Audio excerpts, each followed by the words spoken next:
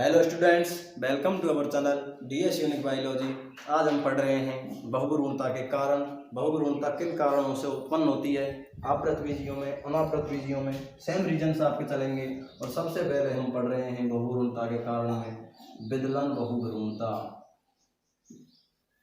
विदलन बहुभ्रूणता, देखिए विदलन बहुभ्रूणता क्या होती है। जो युग्मनज होता है हम सब जानते हैं, 2n संरचना होती है, द्विगुणित संरचना होती है। इसमें अनियमित विभाजनों से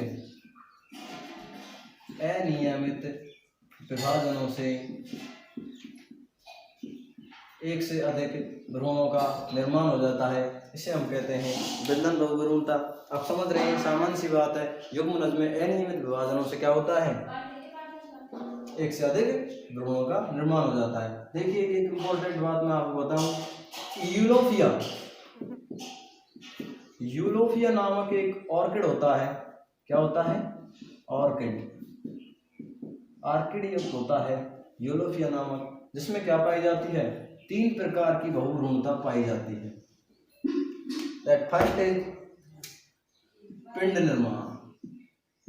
देखिए इसको कुछ भी कह सकते हैं, इसको ऐसा बताते हैं कि इसमें निभाग की तरफ, निभाग क्या होता है? बीजांड की एक संरचना होती है जो बीजांड द्वार की विपरीत दिशा में पाई जाती है।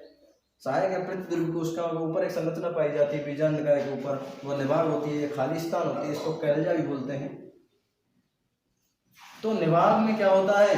युग्मनज में विभाजन से निभाग की तरफ पिंड का निर्माण हो जाता है, गुच्छे का निर्माण हो जाता है विभाजनों से।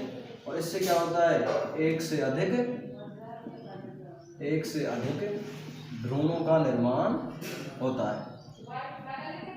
हालांकि देखिए तो एक से अधिक भ्रूण बन जाते हैं, लेकिन एक ही भ्रूण परिपक्व हो पाता है, एक ही भ्रूण विकसित हो पाता है। क्यों हो पाता है एक ही भ्रूण विकसित? क्योंकि अन्य भ्रूण निराशित हो जाते हैं, नष्ट हो जाते हैं। सेकंड जो आपका विभाजन है, जो विदलन है सेकंड, इसमें क्या होता है? पादपों में अतिवृद्धियां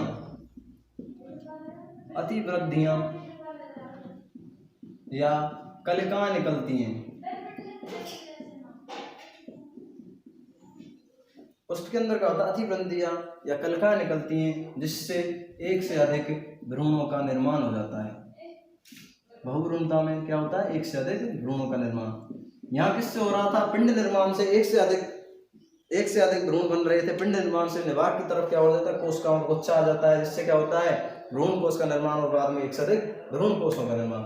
यहाँ अतिवृद्धियां कलिकाएं निकलती हैं जो एक से अधिक भ्रूण कोशों से भ्रूण का निर्माण करती हैं। पहले भ्रूण कोश बनेंगे, फिर भ्रूण बनेंगे। और लास्ट में होता है तंतु में भ्रूण। तंतु में इसमें क्या होता है? शाखाएं निकल जाती हैं और शाखाओं से तंतुनुमा संरचना निकलती हैं, जिससे एक से अधिक भ्रूणों का विकास हो जाता है। इसे शाखित भ्रूण भी कहा जाता है, तंतु में भ्रूण भी इसे कहा जाता है। ये सामान्य सी बात है इसमें। और देखिए जो दूसरा आपका कारण है बहुभ्रूणता का, वो है अंडकोशिका से। अंडकोशिका के अलावा क्या होता है? अंडकोशिका के अलावा अन्य कोशिकाएं जब सक्रिय हो जाती हैं तो क्या होता है? भ्रूण का, एक से अधिक भ्रूणों का बहुभ्रूणता विकसित हो जाती है, एक से अधिक भ्रूणों का निर्माण हो जाता है। लेकिन एक इंपॉर्टेंट बात यहाँ पर आप याद रखेंगे कि जो निषेचित कोशिका होगी, जिसमें युग्मन हो जाएगा, उसमें क्या होगा? द्विगुणित भ्रूण का निर्माण होगा। और जो अनिषेचित होगी, अनिषेचित कोशिका में क्या होता है? अनिषेचित कोशिका में अगुणित भ्रूण का निर्माण होगा। पहला हमने पढ़ा विदलन के कारण बहुभ्रूणता विकसित होती है। दूसरा हमने पढ़ा कि अंड कोशिका के अलावा अन्य कोई कोशिकाएं सक्रिय हो जाती हैं, तब क्या होता है? बहुभ्रूणता का निर्माण होता है, बहुभ्रूणता विकसित हो जाती है। तीसरा और आखिरी हम इसका प्रकार पढ़ेंगे, वो है जो कि आपने अपस्थानिक भ्रूणता में पढ़ा था। अपस्थानिक भ्रूणता क्या होती है? अपस्थानिक भ्रूणता, अपस्थानिक भ्रूणता में क्या होता है कि जो बीजांडकाय अथवा अध्यावरणों से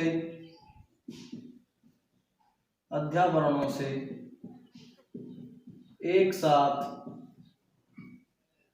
एक से अधिक भ्रूणों का निर्माण,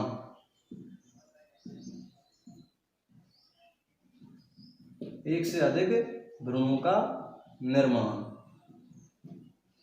बीजांड का अथवा अध्यावरण से एक साथ एक से अधिक भ्रूणों का निर्माण हो जाता है, इसे बहुभ्रूणता कहते हैं। और बहुभ्रूणता में यह है अपस्थानिक भ्रूणता। बहुत ही इंपॉर्टेंट टॉपिक ये आपका है, नीट में भी इसको लेकर क्वेश्चंस पूछे गए हैं कि अपस्थानिक भ्रूणता क्या होती है। अपस्थानिक भ्रूणता का उदाहरण आपको बता सकता हूँ, जैसे मोन्टाना होता है, ऐसे कुछ पौधे होते हैं जिनमें क्या पाई जाती है, अपस्थानिक भ्रूणता पाई जाती है। 3 कारण हमने बहुभ्रूणता के पढ़े, विदलन बहुभ्रूणता, अंडकोशिका से उत्पन्न बहुभ्रूणता और अपस्थानिक भ्रूणता। इसके बाद में एक लास्ट आपका रीजन बच रहा है या लास्ट आपका टॉपिक बच रहा है, और वो है आपका बहुभ्रूणता की सार्थकता। बहुभ्रूणता की सार्थकता, या आप इसे महत्व भी कह सकते हैं, सिग्निफिकेंस, इंपॉर्टेंस, कुछ भी आप इसे बोल सकते हैं। और सार्थकता में यह है कि बहुभ्रूणता से जो बीज विकसित होते हैं, जो भ्रूण विकसित होते हैं, उनमें क्या ऐसी विशेषताएं पाई जाती हैं जो कि सामान्य भ्रूणों से अलग होती हैं। तो सबसे पहले आपको 2 इसके कैरेक्टर्स, 2 इसके लक्षण याद रखने हैं कि जो ये बीज विकसित होते हैं, इनमें सबसे पहले एक जो विशेषता पाई जाती है महत्वपूर्ण, वो है आपकी कि ये क्या होते हैं, रोग रहित होते हैं। अर्थात बहुभ्रूणता से जो बीज उत्पन्न होते हैं वो कैसे होंगे, उनमें किसी भी प्रकार का रोग नहीं पाया जाएगा, और वो कैसे होंगे, रोग रहित होंगे, और वो सामान्य रूप से वृद्धि, अन्य के अलावा सामान्य रूप से वृद्धि कर पाएंगे। और दूसरा जो होता है, ये कैसे होते हैं, ये वाइगोर होते हैं, और वाइगोर को क्या बोलते हैं हम हिंदी में, ओज। अर्थात इनमें इतना जोश पाया जाता है कि अन्य जो संकर भ्रूण होते हैं, बीज जो भ्रूण पाए जाते हैं, उनसे क्या होते हैं, ये अधिक प्रभावी होते हैं, और सामान्य रूप से अन्य पौधों की तुलना में ये बीज अधिक वृद्धि कर पाते हैं। बहुभ्रूणता की सार्थकता हमने पढ़ी, सिग्निफिकेंस ऑफ पॉलीएम्ब्रियोमनी हमने पढ़ा, महत्व पढ़ा हमने इसका, और पढ़े बहुभ्रूणता के कारण।